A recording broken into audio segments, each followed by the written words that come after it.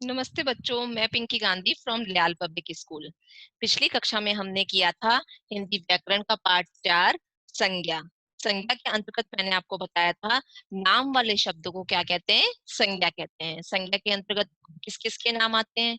व्यक्तियों के नाम, पशुओं के नाम, वस्तुओं के नाम, स्थानों के नाम, पक्षियों, फलों और सब्जियों के नाम, है ना। इसके अंतर्गत और भी क्या आते हैं? जैसे कोई भाव होते हैं, मैंने आपको अध्याय में बताया था कि जैसे ममता, बचपन, बुढ़ापा, ये सब जो होते हैं भाववाचक संज्ञा के अंतर्गत आते हैं। इन्हें भी किसके अंतर्गत माना जाता है? संज्ञा के अंतर्गत। इसके अलावा महीनों के नाम, दिनों के नाम, पहाड़ों, नदियों, खेलों और त्योहारों के नामों को भी हमने किसके अंतर्गत रखा है? संज्ञा के अंतर्गत, यानी कि नाम वाले शब्दों के अंतर्गत।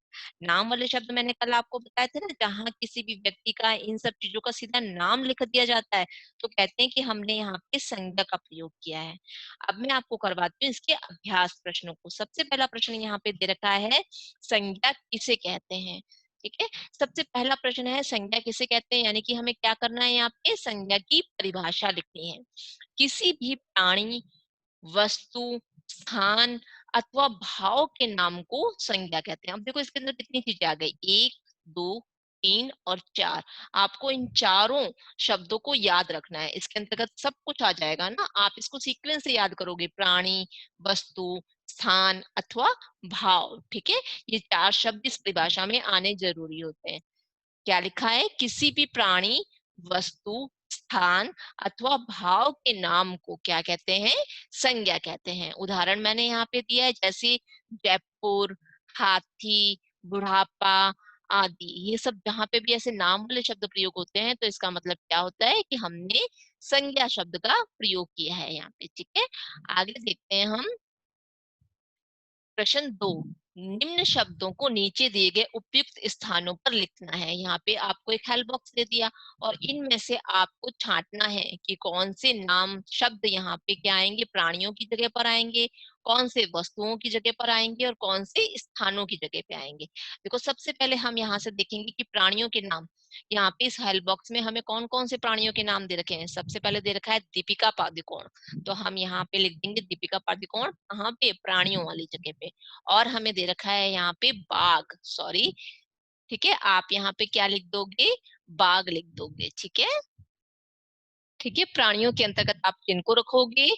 दीपिका पादुकोण और बाघ को लिख दोगे। ठीक है, फिर हमें लिखना है यहाँ पे वस्तुओं के नाम। यहाँ पे 2 वस्तुओं के नाम लिखने हैं हमें। यहाँ पे क्या दे रखा है? मोबाइल और कलम। आप क्या करोगे? यहाँ पे क्या लिख दोगे? बोतल लिख दोगे। ठीक है ना, क्या लिखोगे? बोतल लिख दोगे। वस्तुओं के अंतर्गत आप क्या लिखोगे? मोबाइल और बोतल। ठीक है, आगे आपको देना है यहाँ पे स्थानों के नाम। तो आपको इस हेल्प बॉक्स के अंदर स्थान देखने हैं, कौन कौन से स्थान है? नई दिल्ली और चिड़ियाघर। तो आप स्थानों के अंतर्गत किसे लिख दोगे? नई दिल्ली और चिड़ियाघर को। ठीक है, ये हो गया प्रश्न 2। आगे हम करेंगे अपने आसपास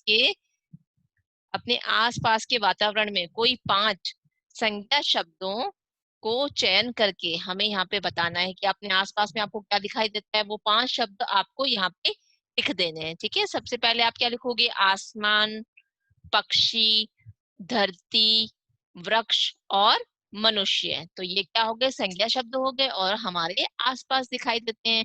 फिर प्रश्न 2 दे रखा है, निम्न शब्दों में संज्ञा शब्दों पर क्या करना है? आपको गोला लगा देना है। ठीक है, जहाँ पे नाम वाले शब्द आ गए वहां पे आप गोला लगा दोगे। सबसे पहले दे रखा है शेर, तो शेर भी किसके अंदर आता है? पशुओं के अंतर्गत आता है ना, तो आप इसके ऊपर गोला लगा दोगे। फिर दे रखा है बादल, तो बादल क्या है? किसी व्यक्ति का नाम भी हो सकता है, तो आप क्या करोगे? इसके ऊपर गोला लगा दोगे। करना, करना क्या होता है? क्रिया शब्द होता है, तो ये संज्ञा शब्द नहीं है, इसीलिए आप इस पे गोला नहीं लगाओगे। उसके बाद में दे रखा है यहाँ पे बुढ़ापा, बुढ़ापा क्या है?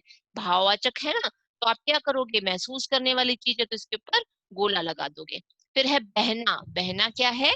क्रिया शब्द के अंतर्गत आता है, तो आप इसके ऊपर गोला नहीं लगाओगे। ठीक है, ये हो गया बच्चों हमारा बुक पार्ट। अब मैं आपको आगे करवाती हूँ कॉपी पार्ट को। कॉपी पार्ट के अंतर्गत हमने दे रखा है प्रश्न 1, संज्ञा किसे कहते हैं? उदाहरण सहित यहाँ पे लिखना है। तो हमें क्या करना है? यहाँ पे परिभाषा लिखनी है संज्ञा की। देखेंगे हम यहाँ पे किसी व्यक्ति, वस्तु, स्थान या भाव के नाम को संज्ञा कहते हैं। जैसे उदाहरण मैंने दे दिया आपको यहाँ पे, राम, मेज, बीकानेर आदि। तो आपको क्या करना है, इन चार शब्दों को इसके अंदर याद ही करके रखना है, एकदम क्रम में ही इसको लिखेंगे ताकि हमें याद रहे। व्यक्ति, वस्तु, स्थान या भाव, ये चार शब्द हम इस परिभाषा में जरूर लिखेंगे, ठीक है। और इसके साथ में ही हम उदाहरण दे देंगे। जैसे व्यक्ति का उदाहरण मैंने क्या दे दिया यहाँ पे, राम दे दिया। वस्तु का उदाहरण मैंने क्या दिया है यहाँ पे, मेज दे दिया। और स्थान का मैंने यहाँ पे दे दिया बीकानेर, ठीक है। परिभाषा हम फिर से देखेंगे। किसी व्यक्ति, वस्तु, स्थान या भाव के नाम को संज्ञा कहते हैं, ठीक है। आगे बढ़ते हैं। प्रश्न 2 पे संज्ञा के कितने भेद होते हैं उनके हमें नाम बताने हैं। पहले हम इस प्रश्न का उत्तर देंगे।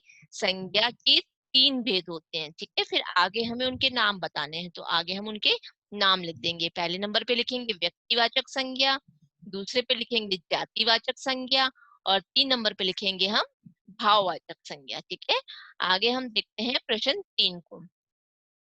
प्रश्न 3 में हमें दिए गए शब्दों की सहायता से खाली स्थान भरना है। यहाँ पे हमें एक हेल्प बॉक्स दे रखा है, उस हेल्प बॉक्स में हमें क्या करना है, नीचे जो वाक्य दे रखे हैं उन वाक्यों में एक खाली जगह दे रखी है, वो इस हेल्प बॉक्स से हमें चुन करके यहाँ पे पूरा करना है, ठीक है। सबसे पहले दे रखा है, विभू ने लाल डैश पहनी है। क्या पहनी है, टोपी। तो हम यहाँ से देख करके यहाँ लिख देंगे, विभू ने लाल टोपी पहनी है।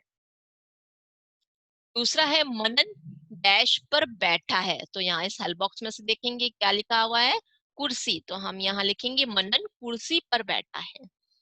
3 नंबर पे हम देखेंगे लिखा है, मेज पर डैश रखे हैं। क्या रखे हैं, फल। तो आप यहाँ लिख दोगे फल, मेज पर फल रखे हैं। 4 नंबर पे दे रखा है, सीता डैश लेकर आई। क्या लेकर आई, छाता। तो आप यहाँ लिखोगे छाता, सीता छाता लेकर आई। ये बच्चों हो गया हमारा बुक पार्ट और कॉपी पार्ट, ठीक है। आशा करती हूँ कि मेरे द्वारा समझाया गया ये पार्ट आपको अच्छी तरह से समझ में आ गया होगा। और अब आपको क्या करना है, नीट एंड क्लीन राइटिंग में ये पार्ट कंप्लीट करते हुए अपने अपने सब्जेक्टिव टीचर्स के पास सेंड करना है। आज की मेरी कक्षा यहीं समाप्त होती है। धन्यवाद।